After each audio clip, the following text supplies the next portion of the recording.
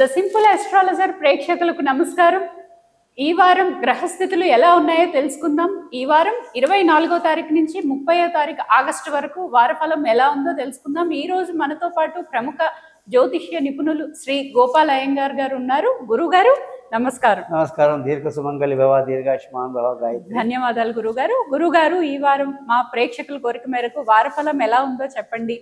అలాగే మీరు క్రిందిటి వారం చెప్పిన విధంగానే ప్రళయాలు కానివ్వండి, వాతావరణ పరిస్థితులు కానివ్వండి విపరీతంగా ఉంది. ట్రంప్ పుతిన్ విషయంలో కానివ్వండి, మీరు చెప్పినవి యథావిధంగా అలాగే జరిగాయి. ఈ వారం ఎలా ఉండబోతుందో ప్రేక్షకులు ఆశగా ఎదురు చూస్తూ ఉన్నారు. తప్పకుండా ఈ వారం గ్రహస్థితులు చూసుకుంటే అమ్మ 24వ తారీఖు ఆగస్టు నుంచి 30వ తారీఖు ఆగస్టు వరకు శని అలాగే మీనరాశిలో సంచరిస్తున్నారు. గురువు మిథున రాశిలో, శుక్ర బుధ గ్రహాలు కర్కాటక రాశిలో, రవి కేతు గ్రహాలు సింహరాశిలో, కుజుడు కన్యా రాశిలో, అలాగే రాహు కుంభరాశిలో సంచరిస్తున్నారమ్మా. చంద్రుడు ప్రత్యేకంగా 3 రాశుల్లో ప్రయాణిస్తారనమాట. అంటే సింహం, కన్యా, తుల ఈ 3 రాశుల్లో ప్రయాణిస్తున్నారు. దీన్ని బట్టి మనము చక్కగా ఈ వార పరిస్థితి గ్రహాలు 12 రాశులకు ఎలా ఉందో చెప్పాలి. మీరు అన్నట్టుగా ఈ యొక్క ప్రపంచ పటం కావచ్చు లేదా భారతదేశం తీసుకున్నా కూడా ఏదైనా పాజిటివ్గా జరిగింది, సంతోషకరంగా ఉంది అనేది ఏమీ లేదు.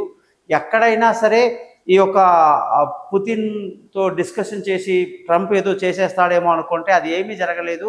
అలాగే ముఖ్యమైనటువంటి విషయాలు ఏదైతే ఉందో మనం ఆర్థికంగా కానివ్వండి లేదా రాజకీయంగా కానివ్వండి సంక్షోభాలు, గొడవలు, ఇబ్బందులు కంటిన్యూ ఉన్నాయి. ఎప్పుడైతే సూర్యుడు సింహరాశి నుంచి కన్యా రాశిలోకి వచ్చేస్తాడంటే వచ్చే నెల 17వ తారీఖు అంటే సెప్టెంబర్ 17 తర్వాత రాహు కేతు నుంచి సూర్యుడు దాటేసరికి ఏమవుతుందంటే 6 నెలల వరకు కాలసర్ప దోషం అనేది క్యాన్సిల్ అయిపోతుంది. ఇంకా తర్వాత ఆయన వెనకాల కుజుడు అందరూ వచ్చేస్తూ ఉంటారు. కాబట్టి ఈ ప్రళయాలు, గొడవలు, ఇబ్బందులు అన్నీ శాంతియుతంగా అయిపోతుంది. వినాయక చవితి నవరాత్రులు అయిన తర్వాత ప్రపంచం మొత్తం శాంతియుతంగా, ప్రశాంతంగా, మంచి వాతావరణంలో హాయిగా ఉంటుందని చెప్పొచ్చు. ఎవరు ఎలాంటి భయాలు పడక్కర్లేదు.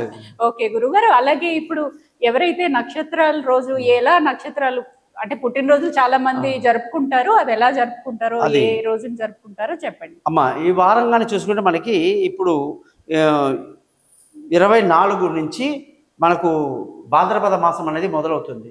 ఈ భాద్రపద మాసంలో పాడ్యమి తిథి మొదటి రోజు నుంచి చూసుకుంటే ఎవరైతే భాద్రపద మాసంలో జన్మించారో వాళ్ళు పుబ్బా నక్షత్రంలో జన్మించిన వాళ్ళు ఉత్తర, హస్త, చిత్త, స్వాతి, విశాఖ, అనురాధ, విశాఖ నక్షత్రం వరకు వాళ్ళు ఈ రోజుల్లో వాళ్ళ పుట్టినరోజులు గుడికి వెళ్ళటం, వాళ్ళ పేరు మీద అర్చన, దేవుడి అర్చన చేసుకోవటం లాంటివి చేస్తే చాలా మంచిది. ఓకే. అలాగే పెద్దలకి తిథులు పెట్టాలని చాలా మంది చూస్తుంటారు కదండి, వాళ్ళకి ఏ రోజులు? వాళ్ళు ఎవరైతే భాద్రపద మాసంలో శుక్లపక్షంలో పెద్దవాళ్ళు గతించారో వాళ్ళల్లో ఎవరైతే పాడ్యమి తిథి, విధియ, తదియ, చవితి, పంచమి, సప్తమి, షష్ఠి, సప్తమి ఈ తిథుల్లో మరణించిన పెద్దలకి ఖచ్చితంగా బియ్యం పోయటం అంటారు లేదా పిండ ప్రదానం చేయటం వల్ల వాళ్ళ ఆశీస్సులు మన కుటుంబం పరి మీద అందరికీ ఉంటుంది. చాలా చక్కగా వివరించారు గురుగారు.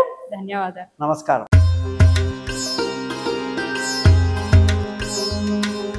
ద సింపుల్ అస్ట్రాలజర్ ప్రేక్షకులకు నమస్కారం. ఈ వారం 24వ తారీఖు ఆగస్టు నుంచి 30వ తారీఖు ఆగస్టు వరకు కుంభరాశి వాళ్ళకి ఎలా ఉందో తెలుసుకుందాం. గురుగారు నమస్కారం. దీర్ఘ సుమంగళి భవ. ధన్యవాదాలు. గురుగారు కుంభరాశి వాళ్ళకి ఎలా ఉంటుంది ఈ వారం, అలాగే వాళ్ళ స్వభావం ఎలా ఉంటుందో చెప్పండి. అమ్మ కుంభరాశి వాళ్ళ జాతకంగానే చూసుకుంటే 24 నుంచి 30 వరకు మంచి సమయం నడుస్తుంది. పాజిటివ్ ఎనర్జీ బాగా పెంచుకోండి. అన్నిట్లో కూడా మీకు విజయం సాధిస్తారు. కొంచెం ఏళ్ళనాటి శని ప్రభావం ఆఖరిలో ఉన్నప్పటికీ శని చాలా మేలు చేస్తాడు. కాబట్టి ఇక్కడ ఏమి దిగులు చెందాల్సిన అవసరం లేదు. మీరు మానసికంగా దృఢంగా ఉంటారు. అనుకున్న పనులు అనుకున్నట్టు పూర్తి చేస్తారు. తిరగడము, తిప్పటము, ప్రయాణాలు విపరీతంగా ఉంటాయి.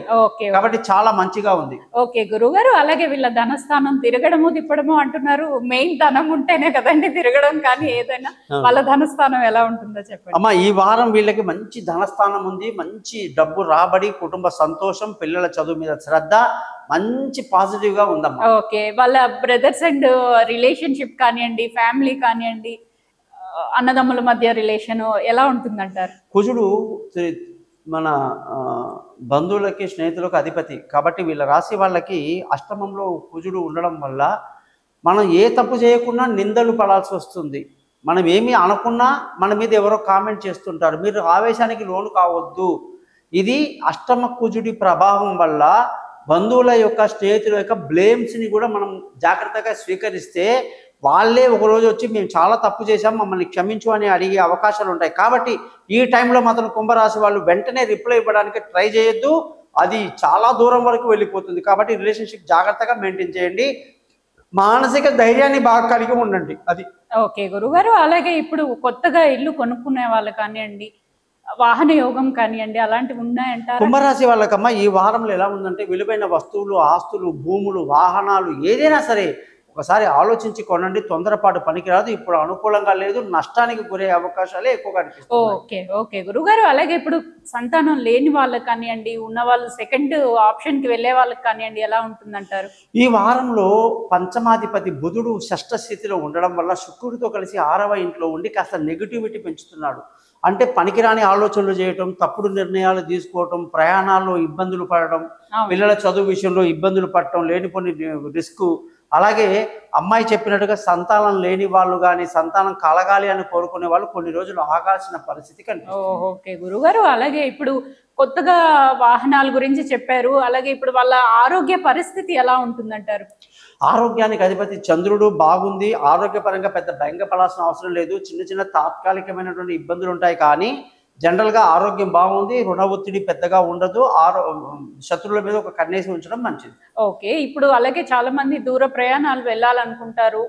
అలాంటి వాళ్ళకి అంటే చదువు కోసమే కానివ్వండి, వీసా, ఊరికే ట్రిప్ కోసం అన్నా అలా వెళ్తూ ఉంటారు. వాళ్ళ అంత పరిస్థితి ఎలా ఉంటుంది? జాగ్రత్తలు తీసుకోవాలమ్మా. వినోదాలకు, విందులకు, ప్రయాణాలకి, అలాగే చదువుల కోసం దూరంగా వెళ్ళే వాళ్ళు ప్రతి ఒక్కళ్ళు కూడా 1-2 సార్లు ఆలోచించి జాగ్రత్తగా చేయాలి. లేకుంటే ప్రయాణాల్లో ఇబ్బందులు ఉంటాయి. ఓకే గురుగారు. ఇప్పుడు భార్యాభర్తలు, ప్రేమికులు వాళ్ళకి మీరు ఇచ్చే సలహా?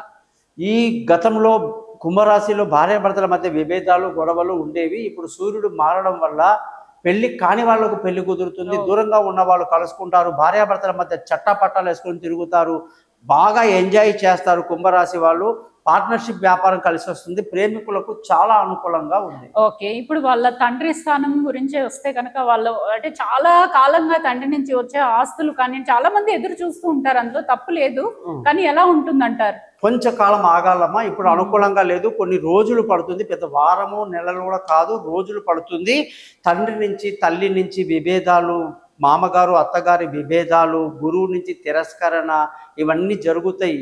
కాబట్టి కుంభరాశి వాళ్ళు అదృష్టం తక్కువ ఉంది కాబట్టి బాగా ఆలోచించుకొని ముందుకెళ్ళాలి. ఓకే గురుగారు. అలాగే ఇప్పుడు చాలా మంది ఏంటి అంటే జాబ్ చేంజెస్ అవ్వాలనుకుంటారు. ఉన్న జాబ్ని అంటే తొందరగా క్విట్ చేసేయాలన్న ఆలోచన వస్తుంది వాళ్ళకి. అంటే ఆ టైం బాగాలేకపోయినా వాళ్ళకి అర్థం కాదు కాబట్టి నేను ఈ క్వశ్చన్ అడగాల్సి వస్తుంది. చాలా మంది స్విచ్ అయిన తర్వాత అయ్యో ఎందుకు మిస్ చేసుకున్నానా అన్న బాధపడుతూ ఉంటారు. వాళ్ళ పరిస్థితి ఎలా ఉంటుంది? బాగుంది. మీరు అన్న పాయింట్ ప్రకారంగా కుంభరాశి వాళ్ళు, ఉద్యోగం చేసే వాళ్ళందరూ కుజుడి యొక్క అష్టమ స్థితి వల్ల ఎంత కష్టపడ్డా గుర్తింపు లేకపోవటం, లేనిపోని అపనిందలు, అపవాదులు ఉంటాయి. కాబట్టి ఉద్యోగస్తులు జాగ్రత్తగా సమయానికి ఉద్యోగానికి వెళ్ళాలి, జాగ్రత్తగా ఉద్యోగం చేయాలి. వేరే పనులు చేయడానికి మీరు ఆఫీస్కి వెళ్ళొద్దు, లేనిపోని విషయాల్లో ఇంటర్ఫీర్ అవ్వద్దు. అష్టమ కుజ స్థితి వల్ల మీరు అన్నట్టుగా స్పాట్లో డిసిషన్ తీసుకోవటం, స్పాట్లో బయటికి రావటాలు, పిచ్చి పనులు చేస్తారు. కాబట్టి అంగారకుడు నిప్పు కాబట్టి, ఫైర్ కాబట్టి జాగ్రత్తగా ఉండండి. ఇప్పట్లో ఉద్యోగంలో అభివృద్ధి కానీ, అనుకున్న స్థాయి కానీ దొరకదు. కొత్త ఉద్యోగానికి అవకాశాలు కూడా ఇప్పుడు పెద్దగా లేవు. కాబట్టి జాగ్రత్తగా ఉండమని కుంభరాశి వాళ్ళకు నువ్వు చాలా కరెక్ట్గా అడిగావు. నాకు అది హ్యాపీగా ఉంది. ఓకే గురుగారు. అలాగే ఇప్పుడు వాహనాలు ప్రయాణం చేస్తున్నప్పుడు సడన్ గా మనం ఒక వార్త వినాల్సి వస్తుంది. అది ఎవరికన్నా కష్టంగానే ఉంటుంది. వాళ్ళు ఎలా ఉంటారు? ఇది ఎట్లా ఉంటుంది గాయత్రి? ఎప్పుడైనా అష్టమంలో చెడ్డ గ్రహం ఉండకూడదు. అష్టమ స్థితి అంటేనే అపాయం. అటువంటి అష్టమంలో కుజుడు కూర్చున్నాడు ఇక్కడ. అందులో ఎక్కడ బుధుడి ఇంట్లో అష్టమంలో శత్రుస్థానంలో ఉండి తీవ్రమైనటువంటి లేనిపోని యాక్సిడెంట్లు కానీ, అనుకోనిటువంటి ప్రమాదాలకి ఫైర్ అన్నమాట ఈయన. కాబట్టి మీరు కుంభరాశి వాళ్ళు వాహనాలు నడిపేటప్పుడు, ఏ పని చేసేటప్పుడు జాగ్రత్తగా ఉండడం మంచిది. ఓకే గురుగారు. అలాగే ఇప్పుడు కొత్తగా వ్యాపారం మొదలు పెట్టుకున్న వాళ్ళు కానివ్వండి, ఉన్న వ్యాపారం చాలా మంది మమ్మల్ని అడుగుతున్న ప్రశ్న ఏంటి అంటే, ఉన్న వ్యాపారాన్ని ఇంకా అభివృద్ధి చేయాలంటే ఏం చేయాలి అన్నది. ఈ రాశి వాళ్ళకి గురువు వ్యాపారానికి అధిపతి సూపర్గా ఉన్నాడు, బ్రహ్మాండంగా ఉన్నాడు. మీ వ్యాపారాలు మంచి 3 పువ్వులు 6 కాయలుగా వెలసిల్లుతుంది. ప్రశాంతంగా ఆనందంగా వ్యాపారం చేసుకోండి, అభివృద్ధి చేసుకోండి, కొత్త వ్యాపారంలో పెట్టుబడి పెట్టండి, అన్ని అనుకూలంగా ఉన్నాయన్నమాట. ఓకే గురుగారు, వీళ్ళు ఏ గ్రహాన్ని పరిహారం చేసుకుంటే కలిసి వస్తుంది? మెయిన్ అమ్మా 3 గ్రహాలమ్మా. నెంబర్ 1 అష్టమ కుజుడు, కుజగ్రహానికి పరిహారం చేసుకోవాలి. రోజు కుజ మంత్రం చదువుకోవాలి. శుక్రుడు బుధుడు షష్ఠ స్థితిలో ఉండి అనేక ఇబ్బందులు పెడుతున్నారు. వాళ్ళు పెట్టింది సొంత ఇల్లు మీద పెట్టారు, అలాగే అదృష్టం మీద కొట్టారు, అలాగే సంతానం పంచమ స్థానం, అలాగే ఇవన్నీ కూడా ఈ బుధ శుక్ర కుజ ఈ 3 గ్రహాలకు పరిహారం చేసుకుంటే సరిపోతుంది. ఓకే గురుగారు, చాలా చక్కటి వివరణ ఇచ్చారు. విన్నారు కదా ప్రేక్షకులు, ఎవరు తొందరపడి ఎలాంటి నిర్ణయాలు తీసుకోవద్దు. గురుగారిని ఖచ్చితంగా కన్సల్ట్ చేయండి. మీకున్న సమస్య ఏంటనేది వివరంగా చెప్పండి, ఖచ్చితమైన పరిహారంతో బయటకు తీస్తారు. ధన్యవాదాలు. నమస్కారం.